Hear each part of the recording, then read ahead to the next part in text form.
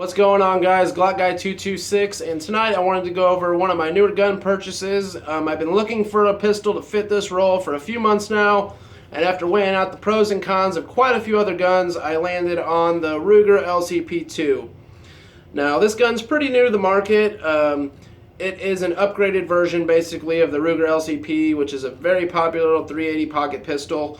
It's still a very good little gun. I'm not downing it by any means. But the Ruger LCP2 did stand out in quite a few ways that I liked. So I went ahead and got it. Showing you guys the gun is empty. Now, the Ruger LCP is a very popular gun. A lot of guys have them. A lot of guys are still buying them to this day. And there's absolutely nothing wrong with that. They are a very nice little gun. But they did make quite a few improvements to the LCP2 that really stood out. You know, the regular LCP can be had for around $200. This gun's more or less in the $300 range, give or take a little bit, depending on your local shop. But I paid right at $300 for this gun. I know there's some, for $280 out there, maybe even cheaper than that. But it was in town. I just got to get it that day, so I went ahead and did that.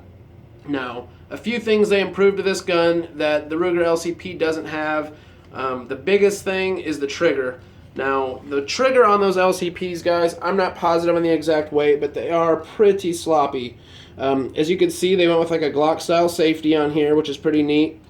But all in all, out of my trigger gauge, I am getting 5.5 to 6 pound pulls, more or less consistently at like around 6. But as you can see, the reset. So not a bad trigger, guys. Once you get to that wall, it is a very crisp break. So, for a little pocket pistol, I don't see anything wrong with that 6 pound trigger. Like, it is a smooth trigger and is a clean break. So, for a gun of this size, it fits the role for me. That was one of the things that stood out amongst the regular LCP. Now, another big thing that stands out are the ergonomics. I'm sure, the first time I seen this gun, I don't know about you guys, but I thought, hey, that's a pretty good looking pocket pistol. They went ahead and did some light stippling on it. Nothing aggressive, but it is enough to have a good grip on it. All the cutouts they have on here for your trigger finger and your thumb, it just rests in there really nicely on both sides, and whether you're a lefty or not, vice versa. But I really liked everything about it that they did with the ergos. Now, it is a little bit thicker than the regular LCP. Not quite as thick as, the Bodyguard 380 or even the SIG 238. And it does weigh 1 ounce more than the regular LCP, but 1 ounce, guys, you're not losing a whole lot there. Now, like I said, the regular LCP still is a good gun, so don't think I'm knocking it by any means. If that's what you have, or you care, or you want to buy, it's not a bad decision. So, especially for the price point. If I found one for a good deal, under $200, I'd probably pick it up anyways. But, for me not having a pocket pistol and just wanting one that fits the role that I want it for, this was the choice for me.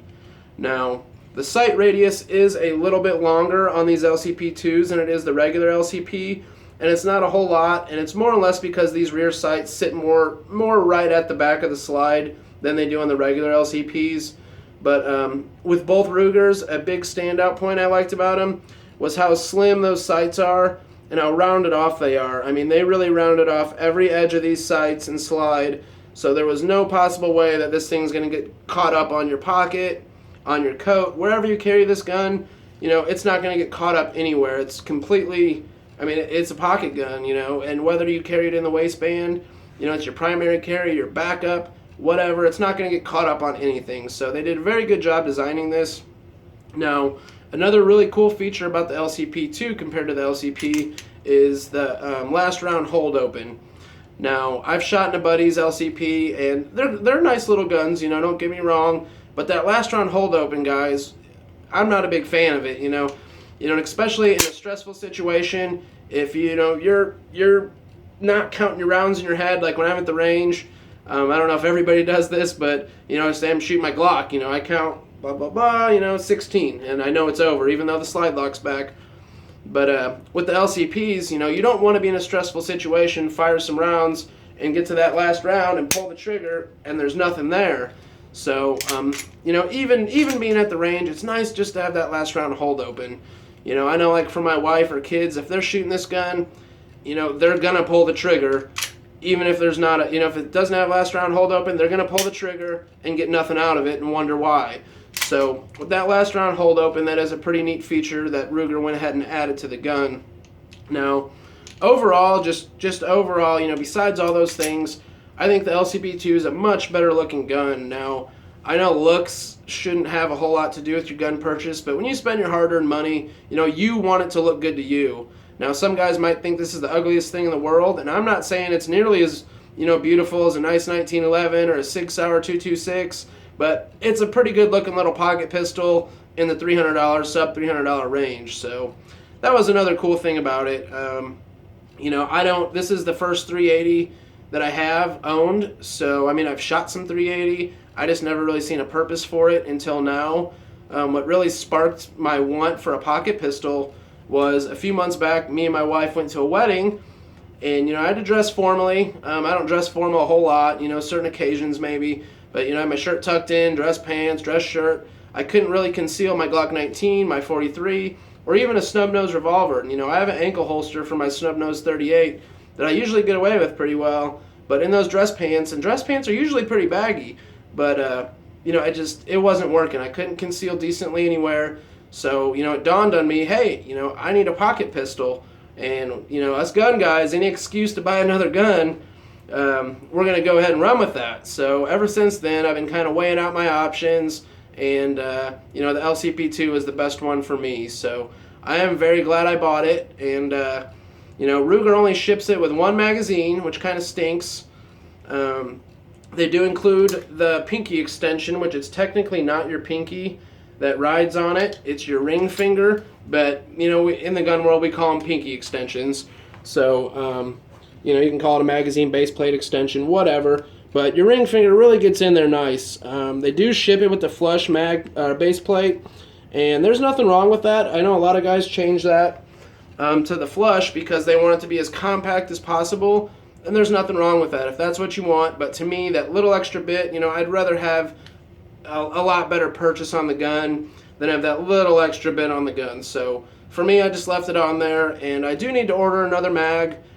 This isn't going to be one of those guns like my Glock 19 or Sig 226 that I need to have 10 or 15 magazines for.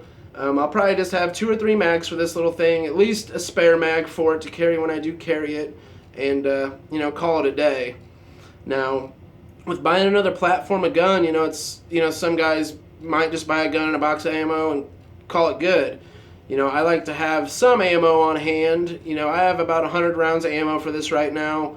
I'm just getting into the 380 world, so I went ahead and ordered, I think, 350 rounds of just some FMJs, 100 rounds of self-defense ammo, and, that should be good. Now, a couple hundred rounds of that I am going to take to the range, run through this. At least 50 rounds of that self-defense ammo I'm going to run through this thing, and then, I'll have to order some more just to keep back. I like to have an ammunition supply for each gun that I keep back and don't shoot, and, I rotate it, but I like to have a certain amount of ammo for every gun on hand, so, I don't just shoot the crap out of it, run completely out, and just buy another case or whatever. I like to put it back, and I might, if I'm going to the range, pick up a couple hundred rounds for each gun, shoot it, and then, rotate the ammo that I had out. But anyways, all in all, I was getting at, I'm not going to have a bunch of mags and tons of ammo for this with it being a pocket pistol. If I have a couple hundred rounds on hand and an extra mag or two, that's fine with me. But Ruger did ship it with this little pocket holster, which is pretty nice. Just a little nylon holster, nothing fancy. Does have the leather strap around it, which kind of helps stick in your pocket. The nice claw on here, which it does work. I've carried it the last few days, and drawing and reholstering. I have yet to have the holster come out with it, so I don't think I'm going to buy another pocket holster. I might get it in the waistband holster to carry this gun weak side in the waistband, so that's something I am going to look into down the road. But all in all, I'm pretty happy with the purchase, guys. So I just wanted you guys to know a few things about it. Maybe help you decide, do you want a pocket gun or do you need a pocket gun? And if not, there's a lot of guys that carry these out there as their primary carry, which, I wouldn't highly recommend that, but it is better than nothing. So if that's what you're doing or that's what you plan to do, that's awesome. Just keep doing what you're doing. As long as you have means to protect yourself, that's the main thing. So Thank you guys for watching. Please like the video, subscribe to the channel.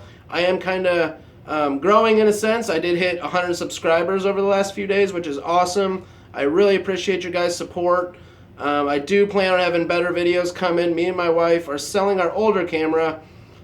We have it's a pretty nice camera, really. It's a Nikon D3200, but getting it to work with certain formats of, editing software and stuff, it was kind of a pain. So we're going to sell that, upgrade to a Canon, I forget what model she said, but all in all, nicer camera.